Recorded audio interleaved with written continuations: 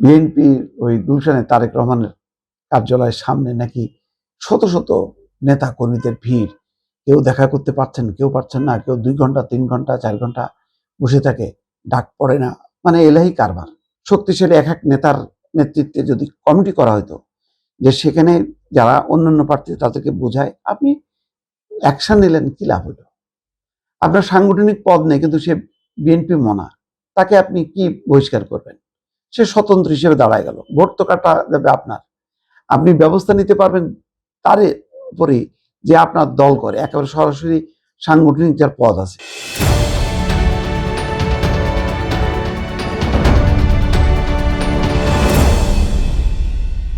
শেষ পর্যন্ত দেখেন যেটা হইল, ৭৯টা আসনে বিএনপির বিদ্রোহী ৯২ জন। চিন্তা করছেন? জামাতের একজন। জামাতের এখানে পার্থক্যটা দেখেন, যেখানে 2টা প্রতিদ্বন্দ্বী দল, সেখানে জামাতের মাত্র একজন আছে, আর বিএনপির আছে ৯২ জন। আমি নিজে একটা আপনাদেরকে কাহিনী বলি। আমার খুব একেবারে পারিবারিক সম্পর্ক পর্যায়ের একজন, নামটা আর না বলি, তার ব্যাপারে একটু চেষ্টা করলাম আর কি, যাতে মানে উনি মূলত রাজনীতির প্রতি তার ভালোবাসা আছে, বিএনপির প্রতি তার ভালোবাসা, অবদান সবকিছুই আছে, কিন্তু এটা তার মূল পেশা না। তার পেশা হচ্ছে ব্যবসা। তো আমি তাকে বললাম যে আপনি চেষ্টা করেন, যদি নমিনেশন পান নির্বাচন করেন, আর যদি নমিনেশন না পান তাহলে দরকার নেই। কিন্তু ইতিমধ্যে তার পক্ষে এত বেশি জনস্রোত, সমর্থন, যে স্বাভাবিকভাবে নির্বাচনের সময় তো মানে, আর বিশেষ করে যাদের একটু টাকা পয়সা আছে, মানে এলাকার লোকজন মনে করে যে না, তাকে দিয়ে আমাদের কাজ হবে, আমাদেরও মানে উপকার হবে। তো তাকে একেবারেই মানে বলো যে ঠিক আছে, দল না দিক, আপনি স্বতন্ত্র করেন। এবং সত্যি সত্যি তার মানে জেতার মতন একটা অবস্থানে আছে। কিন্তু কি হইতো সেখানে, যেটা হইতো, বিএনপির প্রার্থী এই স্বতন্ত্র হিসাবে তিনি যদি, যেহেতু দুই বলয় হচ্ছে একই বলয়, বিএনপি বলয়, কাটাকাটি হইতো, জামাতের প্রার্থী জিতে যেত। তো কে জিতলো কে হারলো আমার এটা কনসার্ন না। আমার কনসার্ন ছিল আমার এই আত্মীয় যাতে বিপদগ্রস্ত না হয়। তাই তিনি বলেন যে ঠিক আছে, আমি একটু সম্মানজনকভাবে বিদায় নিতে চাই, আমাকে একটু রিকোয়েস্ট করুন। তো কোনো রিকোয়েস্ট আসে না। এখন তো হুলস্থুল কাণ্ড। বিএনপি ওই গুলশানে তারেক রহমানের কার্যালয়ের সামনে নাকি শত শত নেতা কর্মীদের ভিড়। কেউ দেখা করতে পারছেন, কেউ পারছেন না, কেউ 2 ঘন্টা 3 ঘন্টা 4 ঘন্টা বসে থাকে, ডাক পড়ে না। মানে এলাহি কারবার সেখানে। আমি নিজে দেখি নাই, যারা গেছে তারা একেবারে মানে যারা সৌভাগ্যবান, তারাও পরিস্থিতি যা বর্ণনা করছে, তাতে যেটা হলো, বড় দলের যদি বড় শৃঙ্খলা না থাকে, এটা কিন্তু বুমেরাং হয়। তো যাই হোক, অনেক চেষ্টার পর তিনি কোনো রকমে তাকে ওই তারেক রহমানের কার্যালয় পর্যন্ত আনা গেল সত্য, কিন্তু একেবারে শেষ মুহূর্তে তিনি আর দেখা পাননি। তার মতন শুনলাম আরো কয়েকজন একই অবস্থা, সেই সুযোগই আর পাননি, এত ব্যস্ততা। স্বাভাবিকভাবে আমি তো এটা বলি যে তারেক রহমান যদি আরো 15 দিন আগে আসতে পারতেন, তখন পরিস্থিতিটা তিনি নিজে অনুধাবন করে অনেক সিদ্ধান্ত তার অনুকূলে নিয়ে আসতে পারত। তিনি যেটা করতে পেরেছেন, যে খুব পরিচিত ফিগার যেগুলি আছে সেইগুলিকে তিনি মিনিমাইজ করতে পারছেন, কিন্তু এর বাইরেও অসংখ্য নেতাকর্মী ছিল, গত 16-17 বছরে তারা গড়ে উঠছে। সেই অধ্যায়টা হয়তো কোনো না কোনোভাবে মিস হয়ে গেছে, তিনি হয়তো জানেন না। আবার হয়তো তাকে এমন ধারণাও দেওয়া হতে পারে যে জোয়ার উঠলে ওইসব ব্যাপার না, ধানের শীষই আসল। সবসময় ধানের শীষ আসল না, অনেক সময় ব্যক্তিও আসল হয়। ওই এলাকায় কে রিপ্রেজেন্ট হবে, কে আমার এমপি হবে, এটা খুব গুরুতর একটা প্রশ্ন হয়ে দাঁড়ায়। তখন প্রতীকের থেকে ব্যক্তি গুরুত্বপূর্ণ হয়ে দাঁড়ায়। যাই হোক, অনেক হিসাব নিকাশ তো থাকে। তো যেটা হলো যে তিনি দেখা পেলেন না, আর সময়ও নেই, কারণ আগের দিন প্রতীক গতকাল এসে তার আগের দিনের রাতের কথা বলছি।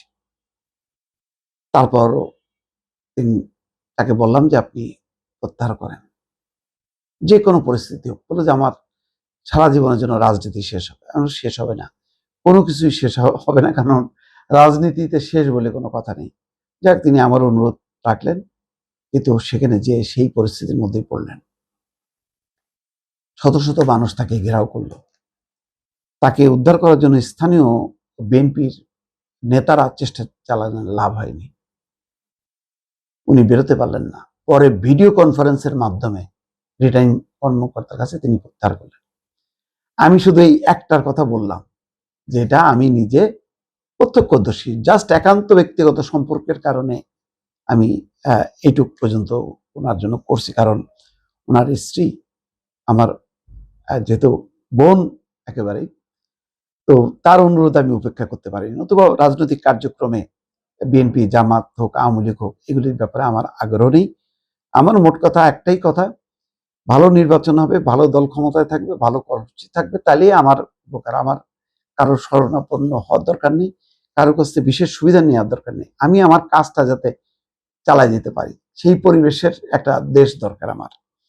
যাই হোক, এই যে 92 জন, আমি নিশ্চিত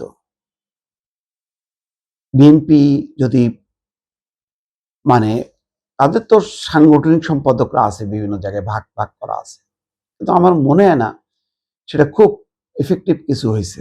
আমি নিজের অভিজ্ঞতায় বললাম, এই কেসটা আমার হ্যান্ডেল করার কথা না, এই কেসটা তো বিএনপি নেতাদের এই কথা। যদি 5,000 ভোটও কাটা যায়, এটাও তো পরাজয় হইতে পারে। এইটা বোঝার মতন অবস্থা এখন নাই। তো সেইভাবে যদি 40টা 50টা আসন ওয়ারি যদি খুব শক্তিশালী এক এক নেতার নেতৃত্বে যদি কমিটি করা হতো, যে সেখানে যারা অন্যান্য প্রার্থী তাদেরকে বোঝায়, আপনি অ্যাকশন নিলেন, কি লাভ হলো? আপনার সাংগঠনিক পদ নেই, কিন্তু সে বিএনপি মনা, তাকে আপনি কি বহিষ্কার করবেন? সে স্বতন্ত্র হিসেবে দাঁড়ায় গেল, ভোট তো কাটা যাবে আপনার। আপনি ব্যবস্থা নিতে পারবেন তার উপরেই, যে আপনার দল করে একেবারে সরাসরি সাংগঠনিক যার পদ আছে, সেই পদের বাইরেও তো বিএনপির সমর্থক শুভাকাঙ্ক্ষীর সংখ্যাও তো কম না। তারা দাঁড়ায় গেলে কার ভোট কাটবে? আপনার ভোট কাটবে। আমার মনে হয় না যে এইটা বোঝার মতন এখন অবস্থায় আছে বিএনপি। এত হুলস্থুল একটা কাণ্ড, বিশৃঙ্খল একটা পরিস্থিতি।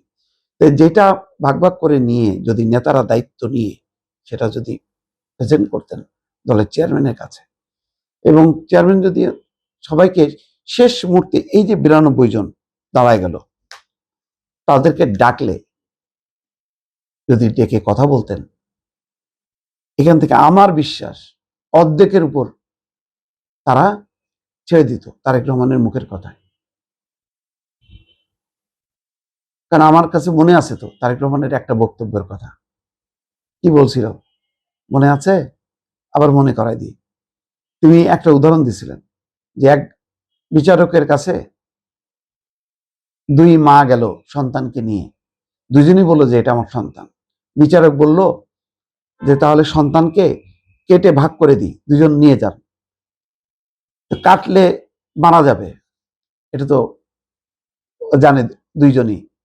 যে প্রকৃত মা সে চিৎকার করে বলল যে না না, মানে আমার সন্তান দরকার নেই, সেই মা সেই নিয়ে যাক, আমি মাঝে মধ্যে একটু দেখতে পারলেই আমি খুশি। তারেক রহমান বললেন যে আপনি কি আপনার দলকে কাটবেন?